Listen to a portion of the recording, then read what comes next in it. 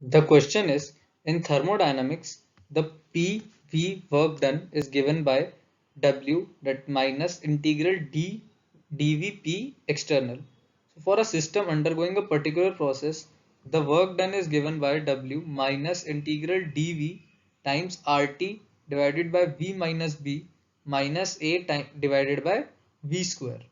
Now the equation is applicable to a system that satisfies the van der Waals equation of state, process that is reversible and isothermal, that is reversible and adiabatic, that is irreversible and at constant pressure.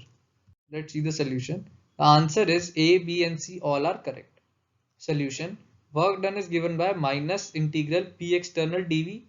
Now from van der Waals equation of state for 1 mole of gas, P plus A by V square times V minus B is RT. So P is given by RT divided by V minus B minus A by V square. So for reversible process, P external is equal to P gas. Therefore work done is equal to minus integral RT time divided by V minus B minus A divided by V square dV. So process is not applicable only for the irreversible process. So hence answer is A, B and C.